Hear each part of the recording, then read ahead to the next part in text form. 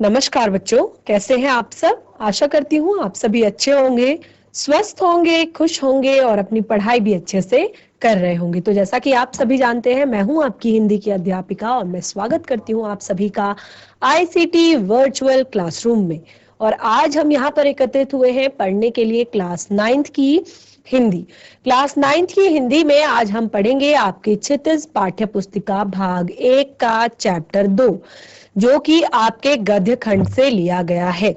तो चैप्टर 2 जो है उसका नाम है लाहसा की ओर, और जो लिखा गया है राहुल सांकृत्यायन जी द्वारा।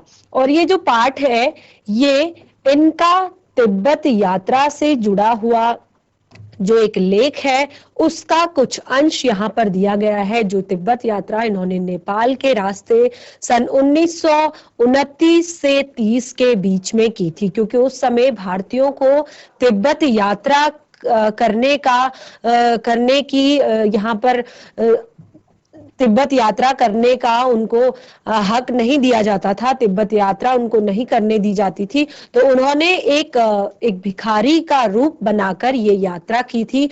और उस समय उन्होंने लाहसा की ओर जाने वाले जो रास्ता है उसका यहाँ पर बहुत ही मनोरम ढंग से चित्रण इस पाठ में किया है। यानी कि बहुत ही मनोरंजक तरीके से, बहुत ही अच्छे तरीके से उन्होंने अपने इस यात्रा के बारे में बताया है जब वो लाहसा की ओर जा रहे थे। तो बहुत सारी चीजें, बहुत सारी नई बातें, बहुत सारे नए शब्द हमें इस पाठ से समझने को और पढ़ने को मिलने वाले हैं। चैप्टर जो है आपकी परीक्षाओं की दृष्टि से बहुत ज्यादा महत्वपूर्ण है। तो आप सभी बिल्कुल ध्यान पूर्वक सुनिएगा, समझने का प्रयास कीजिएगा। चलते हैं स्मार्ट बोर्ड की तरफ और शुरू करते हैं आज का सेशन। पाठ शुरू करने से पहले हम राहुल सांकृत्यायन जी के बारे में थोड़ा सा जो बातें हैं, उनका जो जीवन परिचय है वो थोड़ा सा पढ़ेंगे और उसके बाद फिर हम चैप्टर स्टार्ट करेंगे। राहुल सांकृत्यायन जी का जन्म सन 1893 में उनके नैनीहाल गांव पंदहा जिला आजमगढ़ उत्तर प्रदेश में हुआ था। उनका पैतृक गांव कैनाल था। उनका मूल नाम केदार पांडे था। उनकी शिक्षा काशी, आगरा और लाहौर में हुई थी। सन 1930 में उन्होंने श्रीलंका जाकर बौद्ध धर्म ग्रहण किया। तब से उनका नाम राहुल सांकृत्यायन हो गया। राहुल जी पाली, प्राकृत, अपभ्रंश, तिब्बती, चीनी, जापानी, रूसी सहित अनेक भाषाओं के जानकार थे। उन्हें महापंडित कहा जाता था। सन 1963 यानी कि 1963 में उनका देहांत हो गया। राहुल सांकृत्यायन ने उपन्यास, कहानी, आत्मकथा, यात्रावृत्त, जीवनी, आलोचना, शोध आदि अनेक विधाओं में साहित्य का सृजन किया। इतना ही नहीं, उन्होंने अनेक ग्रंथों का हिंदी में अनुवाद भी किया। मेरी जीवन यात्रा के 6 भाग हैं: दर्शन, दिग्दर्शन, 22वीं सदी, वोल्गा से गंगा, भागो नहीं, दुनिया को बदलो, दिमागी गुलामी, घुमक्कड़ शास्त्र उनकी प्रमुख कृतियां हैं। साहित्य के अलावा दर्शन, राजनीति, धर्म, इतिहास, विज्ञान आदि विभिन्न विषयों पर राहुल जी द्वारा रचित पुस्तकों की संख्या लगभग 150 है। और राहुल ने बहुत ही लुप्त प्राय सामग्री का उद्धार कर अत्यंत महत्वपूर्ण कार्य किया था। शुरू करते हैं चैप्टर लाहसा की ओर।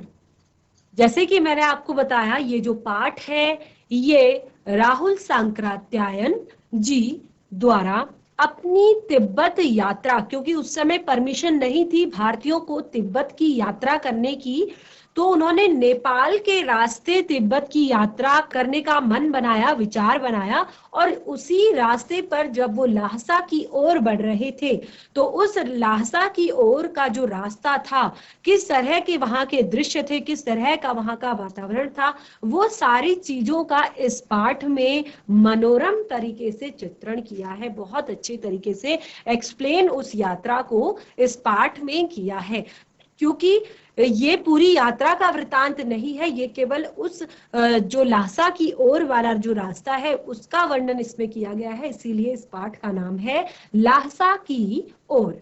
तो अभी चैप्टर शुरू करेंगे, सभी बच्चे बिल्कुल ध्यान से सुनेंगे, समझने का प्रयास करेंगे। वह नेपाल से तिब्बत जाने का प्रमुख रास्ता है।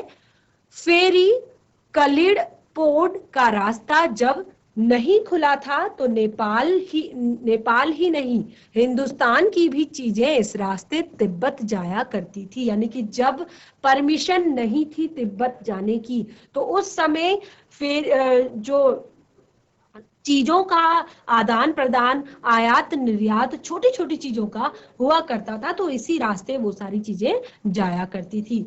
यह व्यापारिक ही नहीं, सैनिक रास्ता भी था, इसीलिए जगह जगह फौजी चौकियां और किले बने हुए थे, जिनमें कभी चीनी पलटन रहा करती थी।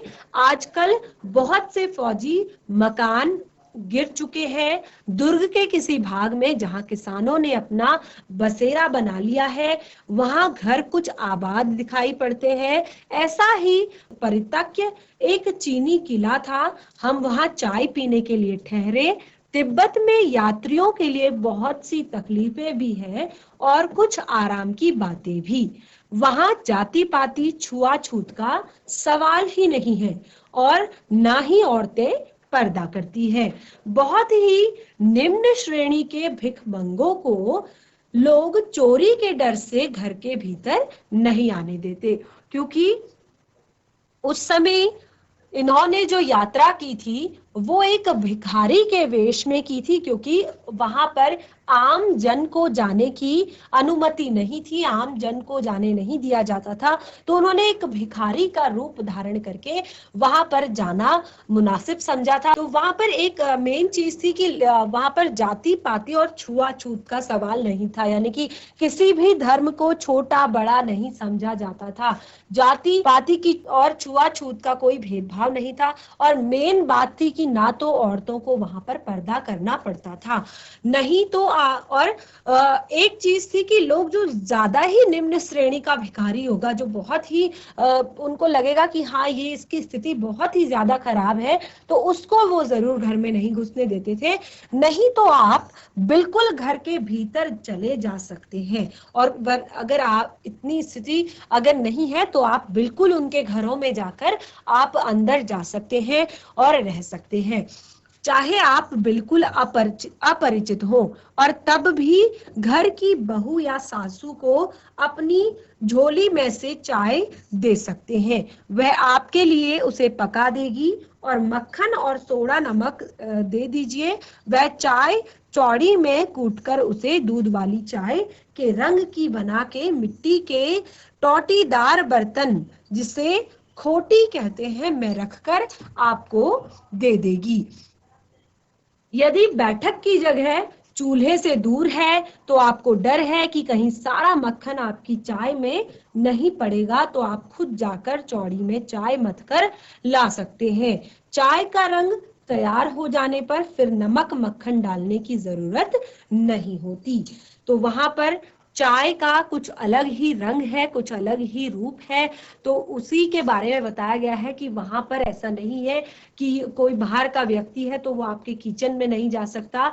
अगर आप बहुत ही ज्यादा निम्न श्रेणी के भिखारी नहीं है, क्योंकि केवल यहाँ पर भिखारियों की बात की है, बाकी के सभी लोग एंटर कर सकते हैं, घर में रह सकते हैं और उनको पूरी तरह से आजादी होती है कि वो अपना काम भी कर सकते हैं। यानी कि किसी पर ऐसा नहीं होता कि आप बाहर के व्यक्ति हैं, आप परिचित हैं, आप इस जाति के हैं, आप एंटर नहीं कर सकते, आप घर में नहीं आ सकते, आपको खाना नहीं मिलेगा।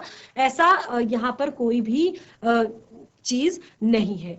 परितक्य चीनी किले से जब हम चले गए तो एक आदमी राहदारी मांगने आया। हमने वह दोनों चीटें उसे दे दी। शायद उसी दिन हम थोड़ला के पहले के आखिरी गांव में पहुंच गए थे। वहां भी सुमति के जान पहचान के आदमी थे और भिखमंगे रहते भी ठहरने के लिए अच्छी जगह मिली। यहाँ भी सुमति के जान पहचान के आदमी थे और भिखमंगे रहते भी ठहरने के लिए अच्छी जगह मिल गई। 5 साल बाद हम इसी रास्ते लौटे थे और भिखमंगे नहीं, एक भद्र यात्री के वेश में घोड़ों पर सवार होकर आए थे। किंतु उस वक्त किसी ने हमें रहने के लिए जगह नहीं दी और हम गांव के एक सबसे गरीब झोपड़े में ठहरे थे। बहुत कुछ लोगों की उस वक्त की मनोवृत्ति पर निर्भर है, खासकर शाम के वक्त छड़ पीकर बहुत कम होश हवास को दुरुस्त रखते हैं। अब हमें सबसे विकट डांडा थोड़ला पार करना था। डांडे तिब्बत में सबसे खतरे की जगह है।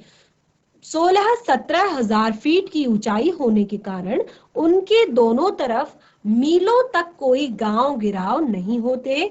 नदियों के मोड़ और पहाड़ों के कोनों के कारण बहुत दूर तक आदमी को देखा नहीं जा सकता। डाकुओं के लिए यही सबसे अच्छी जगह है। तिब्बत में गांव में आकर खून हो जाए तो खूनी को सजा भी मिल सकती है, लेकिन इन निर्जन स्थानों पर मरे हुए आदमियों के लिए कोई परवाह नहीं करता। सरकार, खुफिया विभाग और पुलिस पर उतना खर्च नहीं करती कि वहां गवाह भी तो कोई नहीं मिल सकता। डकैत पहले आदमी को मार डालते हैं, फिर उसके बाद देखते हैं कि कुछ पैसा है कि नहीं, इसीलिए देखते हैं कि कुछ पैसा है या नहीं। हथियार का कानून न रहने के कारण यहाँ लाठी की जगह लोग पिस्तौल, बंदूक लिए फिरते हैं। डाकू यदि जान से न मारे तो खुद उसे अपने प्राणों का खतरा है। गांव में हमें मालूम हुआ कि पिछले ही साल थोड़ला के पास खून हो गया था। शायद खून की हमें हम उतनी परवाह नहीं करते थे क्योंकि हम भिखमंगे थे और जहां कहीं वैसी सूरत देखते टोपी उतारकर जीभ निकालकर कूची कूची यानी कि दया दया 1 पैसा कहते और भीख मांगने लगते, क्योंकि जो रास्ता था वो बहुत ही ज्यादा डेंजरस था, बहुत ही ज्यादा खतरनाक था। वहां पर दूर दूर तक कोई गांव नहीं था, कोई व्यक्ति, कोई आदमी नहीं था। तो ऐसी जगह पर डाकू रहा करते थे और लोगों को लूटने के लिए तैयार रहा करते थे और उनके हाथों पर लकड़ी नहीं हुआ करती थी, डंडा नहीं हुआ करता था, वो हाथों में पिस्तौल और धारदार हथियार लिए घूमते थे। और क्योंकि सभी लोगों को ये सारी चीजें पता थी तो वो अपनी सुरक्षा के लिए वो भी केवल डंडे नहीं रखते थे साथ में, वो भी पिस्तौल या फिर इसी तरह के धारदार हथियार रखते थे। और यहाँ पर डाकू किसी भी व्यक्ति को नहीं बख्शते थे, क्योंकि उन्हें वो अगर बख्श भी दे, क्योंकि जो सामने वाला व्यक्ति आ रहा है वो भी अपनी सुरक्षा के लिए हथियार लाया हुआ है, तो इसलिए वो सबसे पहले आदमी का खून करते थे, उसके बाद वो लोगों से पैसे या उनके पास जो सामग्री चीजें थी वो चुराया करते थे। तो यहाँ पर जो राइटर है, लेखक है, वो कह रहे हैं क्योंकि हमें इस चीज का बिल्कुल डर नहीं था, क्योंकि हमारी जो वेशभूषा थी, हम भिखारी के रूप में वहां पर गए थे। अगर कोई व्यक्ति हमें दिख भी जाता था तो हम पहले ही अपनी टोपी उतार कर, जीभ बाहर निकालकर अपनी दया की भीख मांगते थे, अपने लिए दया की भीख मांगते थे और 1 पैसा भीख में मांगने लगते थे। लेकिन पहाड़ की ऊंचाई बढ़ी, पीठ पर सामान लादकर कैसे चलते, और अगला पड़ाव 16-17 मील से कम नहीं था। मैंने सुमति से कहा, जहां से लड़कोर तक के लिए 2 घोड़े कर लो, सामान भी रख लेंगे और चढ़ चलेंगे। दूसरे दिन हम घोड़ों पर सवार होकर ऊपर की ओर चले। डांडे से पहले एक जगह चाय पी और दोपहर के वक्त डांडे के ऊपर जा पहुंचे। हम समुद्र तल से 17 से 18 हजार फीट ऊंचे खड़े थे। हमारी दिक्कन पूरब से पश्चिम की ओर हिमालय के हजारों श्वेत शिखर चले गए थे। भीटे की ओर दिखने वाले पहाड़ बिल्कुल नंगे थे। न वहां बर्फ थी, न सफेदी थी, न किसी तरह की हरियाली थी। उत्तर की तरफ बहुत कम बर्फ वाली चोटियां दिखाई पड़ती थी। सर्वोच्च स्थान पर डांडे के देवता का स्थान था, जो पत्थरों के ढेर, जानवरों की सींगों और रंग बिरंगे कपड़े की झाड़ियों से सजाया गया था, झंडियों से सजाया गया था। अब हमें बराबर उतराई पर चलना था। चढ़ाई तो कुछ दूर थोड़ी ही मुश्किल थी, लेकिन उतराई बिल्कुल नहीं। शायद एक दो और सवार साथी हमारे साथ चल रहे थे। मेरा घोड़ा कुछ धीमे चलने लगा। मैंने समझा कि चढ़ाई की थकावट के कारण ऐसा कर रहा है और उसे मारना नहीं चाहता था। धीरे धीरे वह बहुत पिछड़ गया और मैं दो वस्त को की तरह अपने घोड़े पर झूमता हुआ चला जा रहा था। जान नहीं पड़ता था कि घोड़ा आगे जा रहा है या पीछे। जब मैं जोर देने लगता तो वह और सुस्त पड़ जाता। एक जगह दो रास्ते फूट रहे थे। मैं बाएं का रास्ता ले 1.5 मील चला गया। आगे एक घर में पूछने से पता चला कि लड़कोर का रास्ता दाहिने वाला था। फिर लौटकर उसी को पकड़ा। 4-5 बजे के करीब मैं गांव से मील भर पर था तो सुमति इंतजार करते हुए मिले। मंगोलों का मुंह वैसे ही लाल होता है और अब तो वह पूरे गुस्से में थे। उन्होंने कहा, मैंने 2 टोकरी कंडे फूंक डाले, 3-3 बार चाय को गर्म किया। मैंने बहुत नरमी से जवाब दिया, लेकिन मेरा कसूर नहीं है मित्र। देख नहीं रहे हो कैसा घोड़ा मुझे मिला है। मैं तो रात तक पहुंचने की उम्मीद रखता था। खैर, सुमति को जितनी जल्दी गुस्सा आता था उतनी ही जल्दी वह ठंडा भी हो जाता था। लड़कोर में वह एक अच्छी जगह पर ठहरे थे। वहां पर भी उनके यजमान थे। पहले से चाय सत्तू खाया गया और रात को गर्मा गर्म थुप्पा मिला। तो ये है राहुल जी की यात्रा का वृतांत। अपनी यात्रा के बारे में वर्णन कर रहे हैं कि किस तरह उन्हें तिब्बत की यात्रा के दौरान कई परेशानियों का सामना करना पड़ा, कई दिक्कतों का सामना करना पड़ा और किस तरह उन्होंने पहाड़ की चढ़ाई वहां पर चढ़ी। अब हम तिरडरी के विशाल मैदान में थे, जो पहाड़ों से घिरा टापू मालूम होता था, जिसमें दूर एक छोटी सी पहाड़ी मैदान के भीतर दिखाई पड़ी और उसी पहाड़ी का नाम है तिरडरी समाधि गिरी। आसपास के गांवों में भी सुमति के कितने ही यजमान थे। कपड़े की पतली पतली चीरी बत्तियों के गंडे खत्म नहीं हो सकते थे, क्योंकि बोध गया से लाए कपड़े के खत्म हो जाने पर किसी कपड़े से बोध गया का गंडा बना लेते थे। वह अपने यजमानों के पास जाना चाहते थे। मैंने सोचा, यह तो हफ्ता भर इधर ही लगा देंगे। मैंने उनसे कहा कि जिस गांव में ठहरना हो उसमें भले ही गंडे बांट दो, मगर आसपास के गांव में मत जाओ। इसके लिए मैं तुम्हें लाहसा पहुंचकर रुपए दे दूंगा। सुमति ने स्वीकार किया। दूसरे दिन हमने भरिया ढूंढने की कोशिश की, लेकिन कोई नहीं मिला। सवेरे ही चल दिए होते तो अच्छा था। इसीलिए अब 10 से 11 बजे की तेज धूप में चलना पड़ रहा था। तिब्बत की धूप बहुत कड़ी मालूम होती है और यद्यपि थोड़े मोटे कपड़े से सिर को ढक ले तो गर्मी खत्म हो जाती है। आप 2 बजे सूरज की ओर मुंह करके चल रहे हैं। ललाट धूप से जल रहा है और पीछे का कंधा बर्फ हो रहा है। फिर हमने पीठ पर अपनी अपनी चीजें लादी, डंडा हाथ में लिया और चल दिए। यद्यपि सुमति के परिचित तिड़री में भी थे, लेकिन वह एक और यजमान से मिलना चाहते थे। इसीलिए आदमी मिलने का बहाना कर शेकर विहार की ओर चलने के लिए कहा।